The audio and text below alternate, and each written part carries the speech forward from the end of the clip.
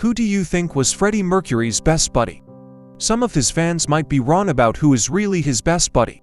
You might think that it was Roger Taylor, or maybe Brian May, or maybe John Deacon, or maybe Peter Freestone, or maybe Elton John, or you guess it's Mary Austin or Jim Hutton. Well, I will tell you, none of them. Yes, none of them.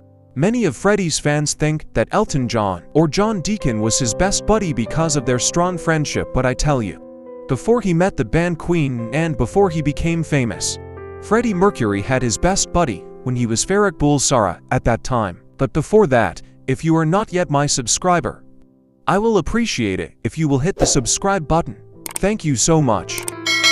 For more than 15 years, Freddie Mercury's closest friend and confidant was singer and West End performer Peter Straker. Yes, it was Peter Straker. But Freddie shut his best buddy out of his life when Straker came too near to learning the awful truth about Mercury's sickness. And Straker never saw the Queen star again. Since the early 1970s, the two men had been close friends. According to Straker, he attended many of the events I was performing across the nation in the 1970s.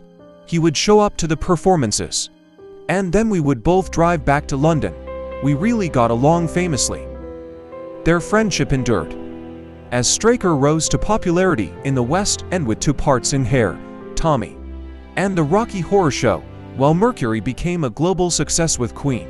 Straker made a memorable appearance in drag alongside Roger Taylor as backup singers in the video for Freddie's solo smash The Great Pretender, which Mercury even helped develop and partially fund. The two of them appeared to be inseparable, and Freddie would even take Straker on a Concorde flight across the Atlantic to attend his renowned parties. Straker recalls, "I attended his birthday celebration in New York. It all went sour once I arrived on the morning of his birthday, when he showed me this enormous fridge full of crystal champagne. I came here for 3 days and stayed for 3 weeks, but in spite of growing concern for his best friend's health, Straker unexpectedly found himself on the outside when Freddie fell unwell in the late 1980s. Although Mercury revealed he had AIDS to Brian May, Roger Taylor, and John Deacon during an emotional dinner in Montreux in May 1989, Mercury had insisted it stay a secret because there had been rumors about his health for a few years. We knew he was terribly ill. It was really only a confirmation of what we'd guessed," said drummer Taylor. Freddie would also tell the handful of people on his payroll at his Kensington home and his lover, Jim Hutton. But nobody else was to know. It was vital his illness remained a secret. He was aware that making an announcement would turn his life into a circus and hinder him from conducting his business, which was making music. He wanted everything to continue as normal to the very end, says Brian May. But how much longer could Freddie realistically keep his condition a secret? The press was gathering outside his home looking for any rumor, and even those around him were beginning to wonder about the nature of his illness. Former manager John Reed recalls, "He was becoming more and more reclusive," and broadcaster Paul Gambaccini says, "Freddie was still being seen by his inner circle, but people on the periphery, like myself, were jettisoned as he concentrated on the hardcore." In the summer of 1990, Freddie received the devastating news that his personal chef and ex-lover, Joe Finelli, had been diagnosed with full-blown AIDS, and, a few weeks later, Freddie's boyfriend, Jim Hutton, discovered he was HIV positive. Freddie's family worried that Garden Lodge would be referred to as AIDS Lodge in sick media headlines if the press learned that 3 residents of the home were unwell. Freddie would only leave the house for recording sessions or to see his physicians as he grew more frail and was besieged by a horde of news-hungry media.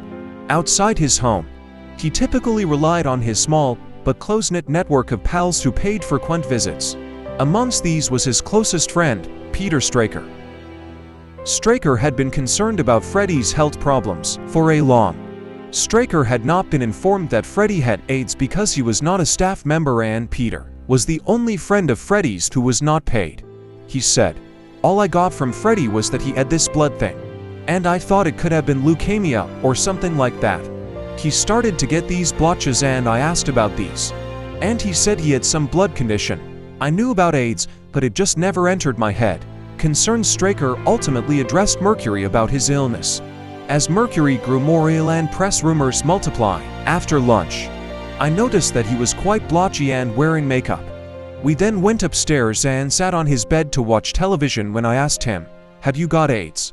To which he replied, "No, I don't have AIDS," after saying, "If there's anything wrong with you, I'm always here for you." We parted ways that evening. I hadn't seen him since then. Freddie Mercury died a year later.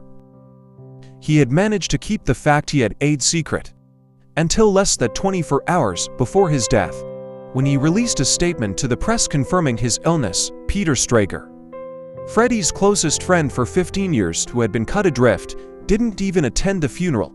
He had been trying to get in touch with Freddie constantly during the last year of the singer's life, but with no luck. "When I used a telephone, they would never put me through," Straker says. "They'd just say he was busy. He was out. That they got instructions from him, and Joe followed him to the letter." Again, after he died, "They all came to see me in a show in the West End and were all apologizing, saying, 'I wish we'd put you through.' I said, 'It's too late.' This is the saddest part from a friend, knowing that everything was too late." Maybe Peter Straker suffered also from anxiety and regrets because he might be think that he didn't give his best before Freddie died.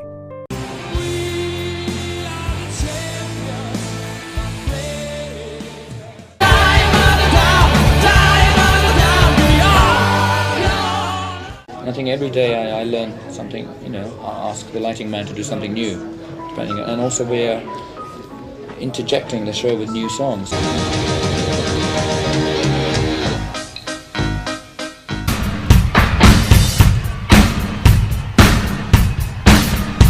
I've been very lucky, and I must say I didn't really think we were going to last that long. I mean, you never think about it. I'm not back again this time tomorrow.